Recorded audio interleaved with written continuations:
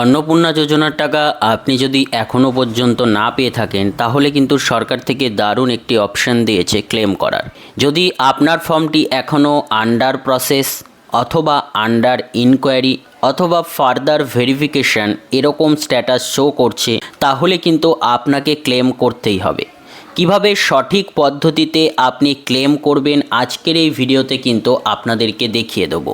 সম্পূর্ণ ভিডিওটি দেখতে থাকুন, স্টেপ বাই স্টেপ কোথায় কি করতে হবে আপনারা ভিডিওটা সম্পূর্ণ দেখলে বুঝতে পারবেন এবং নিজেরাই বাড়িতে বসে কিন্তু আবেদন বা ক্লেমটি করতে পারবেন। এই মুহূর্তে আমরা অন্নপূর্ণার অফিসিয়াল ওয়েবসাইটের পেজে রয়েছি। এখানে অ্যাক্সেস সিটিজেন পোর্টাল বলে যে অপশানটি রয়েছে এখানে ক্লিক করলাম। পেজ আসার সাথে সাথে আপনাদের এখান থেকে আপনাদের ডিস্ট্রিক্টটি সিলেক্ট করে নিতে হবে এবং নিচে দেখুন চাইছে রেজিস্টার মোবাইল নাম্বার, যে নাম্বারটি দিয়ে অন্নপূর্ণার আবেদন করেছিলেন সেটি বসাবেন। তার নিচে দেখুন ক্যাপচা বসাতে বলছে, বসিয়ে দেখুন রিকোয়েস্ট ওটিপি অপশান আছে, এটাতে ক্লিক করে দেবেন। পরবর্তী পেজে আপনার ওটিপির জায়গা আসবে, অর্থাৎ দেখবেন আপনার রেজিস্টার নাম্বারে ওটিপি এসছে, সেই ওটিপিটি এখানে বসিয়ে ভেরিফাই অ্যান্ড কন্টিনিউতে আপনাকে ক্লিক করে দিতে হবে। করার সাথে সাথেই দেখুন আমাদের সামনে কিন্তু অন্নপূর্ণার একদম ট্র্যাক স্ট্যাটাসের পেজটি বর্তমানে শো করছে, অর্থাৎ বর্তমানে অ্যাপ্লিকেশানটি কী অবস্থায় আছে সেটা কিন্তু আমরা দেখতে পাচ্ছি। তো এখানে দেখুন, এখানে কিন্তু বর্তমানে ফ্যামিলিতে দুজন মেম্বার অন্নপূর্ণা পাওয়ার উপযুক্ত, দুজনেরই কিন্তু এখানে দেখাচ্ছে rejected and may be further verified, দুজনের ক্ষেত্রেই সেম। তবে বলে রাখি আপনাদেরকে ইনফরমেশন পারপাসে, এই দুইজন মেম্বার যারা রয়েছে তারা কিন্তু মা ও মেয়ে এবং তাদের স্বামী কিন্তু বর্তমানে নেই, খুবই দরিদ্র অবস্থা।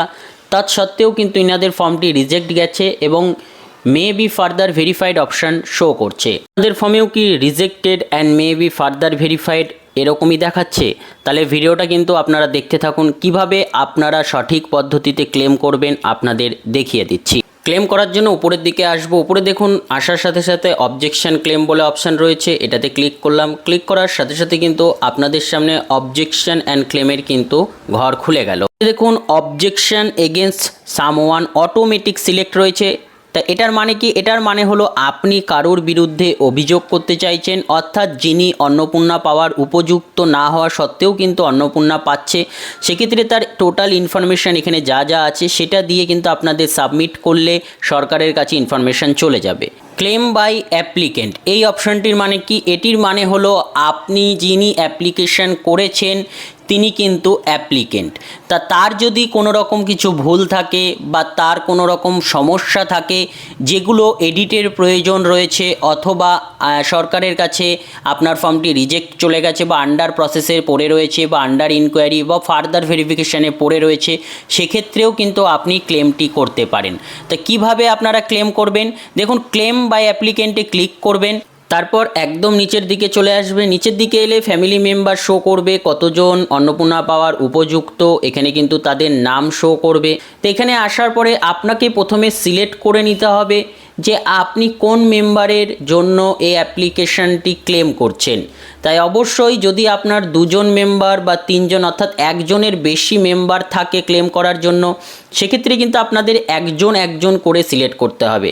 তো দেখুন আমি প্রথমে একজনকে সিলেক্ট করলাম, যদি একসাথে দুজনকে করতে যাই সেক্ষেত্রে কিন্তু হচ্ছে না, তাই আমি প্রথম জনকে সিলেক্ট করে নিলাম। এরপরে নিচে দেখুন অপশান আছে রিজন ফর ক্লেম, অর্থাৎ কী কারণে আপনি এই ক্লেমটি করছেন। প্রথম অপশান আছে অ্যাপ্লিকেশান ডিটেলস ইনকারেক্ট, অর্থাৎ অ্যাপ্লিকেশান করার সময় কোনো কিছু আপনি ভুলবশত দিয়ে ফেলেছেন বা সিলেক্ট করে ফেলেছেন, সেক্ষেত্রে কিন্তু আপনি এই অপশানটি বেছে নিতে পারেন।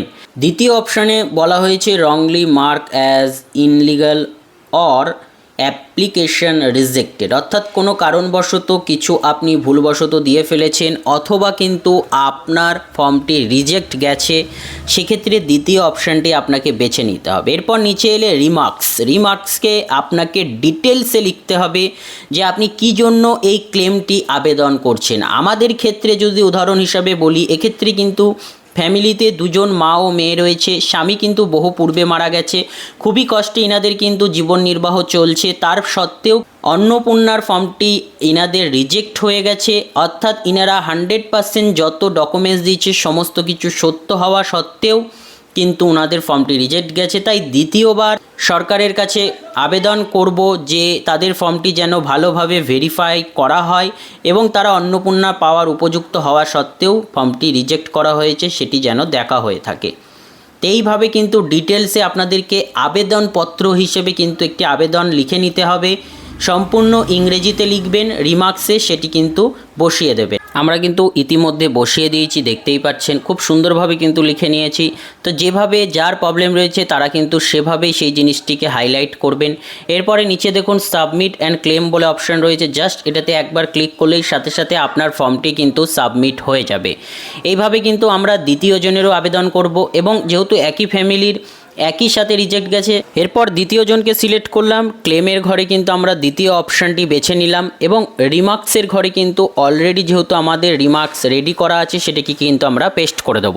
নিচে সাবমিট অ্যান্ড ক্লেম বাটনে ক্লিক করার সাথে সাথেই দেখুন আমাদের অ্যাপ্লিকেশন দ্বিতীয় জনেরটাও কিন্তু পড়ে গেল, রিকোয়েস্টে প্রসেসিংয়ে চলে গেছে। তো এরপরে আমরা কিভাবে বুঝবো যে আমরা যে দুটি ক্লেম করলাম সেই দুটি ক্লেম বর্তমানে কি অবস্থায় রয়েছে? অর্থাৎ আপনারা ক্লেম করার পরে ক্লেম স্ট্যাটাস দেখার জন্য কিন্তু উপরে দেখুন ট্র্যাক ক্লেমস বলে কিন্তু অপশান রয়েছে। সাবমিট ক্লেম করার পরে এই ট্র্যাক ক্লেমে কিন্তু আপনাদের ক্লিক করে দিতে হবে। তাহলে আপনাদের সামনে কিন্তু ট্র্যাক ক্লেমের সম্পূর্ণ স্ট্যাটাস বর্তমানে চলে আসবে। যেহেতু আমরা সদ্য এটিকে আবেদন করেছি তাই বর্তমানে স্ট্যাটাস কিন্তু এটি পেন্ডিং শো করছে। এইভাবে আপনারা খুব সহজে কিন্তু আপনাদের পড়ে থাকা অবজেকশনটি বা রিজেক্ট হয়ে যাওয়া ফর্মটিকে দ্বিতীয়বার ক্লেম করতে পারেন, এবং সম্পূর্ণ সঠিক প্রসেস আপনাদেরকে হাতে ধরে কিন্তু বলে দেওয়া হলো। ভিডিওটি যদি সম্পূর্ণরূপে এতক্ষণ দেখে থাকেন তাহলে আপনি আপনার নিজের ফোন থেকেই এই কাজটি সম্পূর্ণ করে ফেলতে পারেন, এবং অপেক্ষা করবেন, স্ট্যাটাসটি বারংবার চেক করে দেখবেন কি অবস্থায় রয়েছে। আশা করা যাচ্ছে 10 থেকে 12 দিনের মধ্যে কিন্তু আপনাদের স্ট্যাটাস চেঞ্জ হয়ে যাবে, এবং যারা ক্লেম করবে তাদেরগুলো কিন্তু দ্বিতীয়বার ভেরিফিকেশান করা হবে। তো এইভাবে খুব সহজে আপনারা ক্লেম করতে পারেন। এছাড়াও যদি কোনো রকম ভুল কিছু হয়ে থাকে সেটিও সংশোধন করতে পারেন। যদি ভিডিওটি ভালো লেগে থাকে অবশ্যই কিন্তু একটি লাইক করে দেবেন, এবং আপনার যদি উপকারে ভিডিওটি এসে থাকে অবশ্যই একটি কমেন্ট করে জানিয়ে দেবেন।